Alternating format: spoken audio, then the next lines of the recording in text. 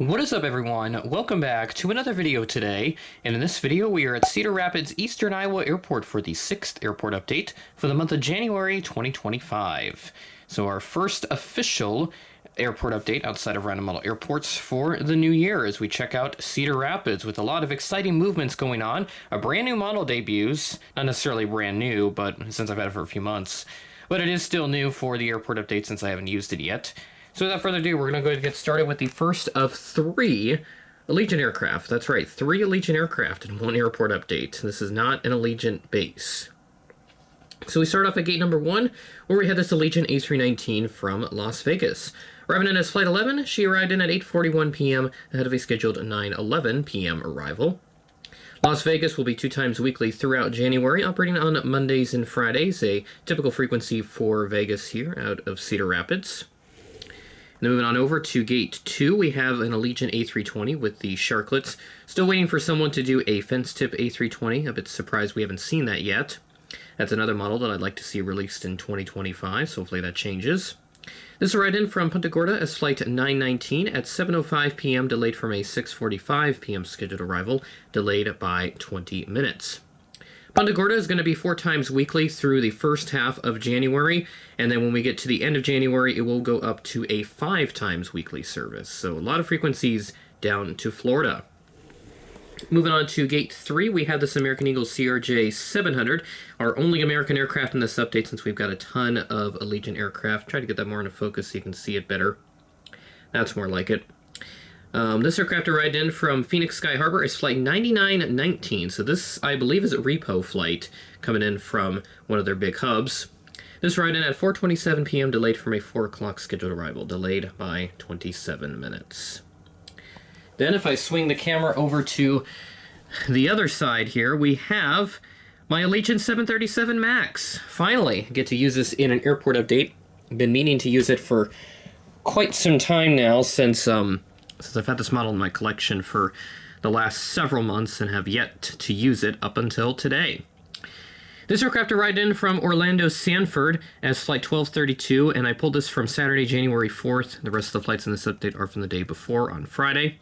This arrived in at 9:38 a.m. ahead of a scheduled 9:46 a.m. arrival. Sanford for Allegiant will be 3 times weekly throughout the month of January, operating on Mondays, Fridays, and Saturdays. Excuse me. And I saw 1 or 2 other Saturday frequencies that were going to be on at the MAX 8. So they're still very sparse with when they're scheduling these MAXs since they still have like only a handful of them. But they will be getting more throughout the new year, so I do expect these MAXs to become a lot more frequent across their entire network. Sioux Falls has had them scheduled a couple times as well, but every time so far they have swapped it out for an A320. Both flights were from Sanford. I've not seen it scheduled yet for Des Moines or Omaha yet, but I'm sure those airports will be getting them very soon. So happy to finally have the MAX 8 in an airport update, which is why I got it so early, and hopefully the first of many to come, which it will be. Now we move on to our sole United aircraft parked up at gate 8 today. This A319 arrived in from Denver as Flight 2324, and this arrived in at 8:31 p.m. ahead of a scheduled 8:53 p.m. arrival. Now, the Frontier service is going to actually end today, the day that this video comes out, January 6th, though I imagine that the service will return later on. And then as for United, they will continue with a twice-daily main line throughout the month. So we'll be on a little bit of everything because that's how inconsistent United's main line is everywhere. Not just at 1 or 2 airports, but it's like that across the entire network. So as I go ahead and reposition myself, we'll go ahead and take a look at 3 more aircraft. We have 2 more at the terminal here, and then we'll have 1 more taxiing right by.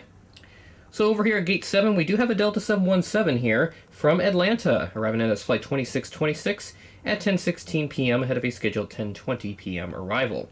Delta's going to send the 737-800 for the remainder of the month after the 717 comes in, so nice to get some variety from Atlanta once again. And we'll go back to what it was typically used on, but nice to have that variety either way.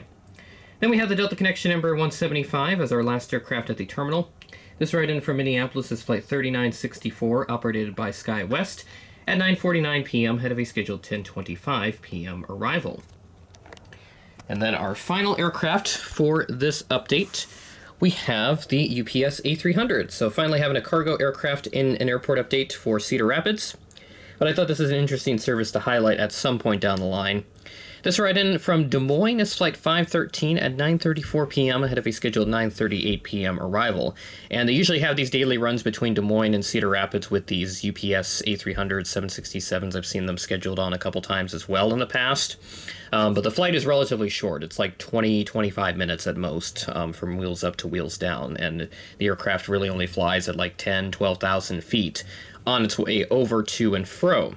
So interesting service for sure, but definitely a lot of freight running between these two cities in the air as opposed to on the ground by trucks and all that, because you do have Interstate 80 that runs between all throughout central Iowa from west to east, though Cedar Rapids is not on I-80 directly. It's on one of the supplemental interstate routes, I-380, which runs north from Iowa City up to Cedar Rapids. So bit of an interesting note there with all the freighter service between Des Moines and Cedar Rapids. So I wanted to put this in the update at some point, but since I saw it was on an A300, I thought, why not? I haven't used an A300 in a while. So there's Cedar Rapids for this month, January of 2025, number 6 in the series. Winter break is going to come to an end for me, but rest assured we'll continue posting all the airport updates and other applicable content as that continues to be pushed out. As I do move back to a more fuller schedule for the spring, but again, I don't anticipate changing anything with the schedule, but if there are any changes, please stay tuned to my Instagram page. I have an update channel where I post the latest in updates and also just post my new videos whenever they come out, but every now and then I will provide updates if there's any changes to the schedule and whatnot. So if anything does happen with regards to my schedule, if I can't get a video out on time, then I have to adjust the schedule accordingly, then I will post that in the update channel as well. So that'll do it for the Cedar Rapids Airport update. Thanks for watching, and I will catch you in the next video.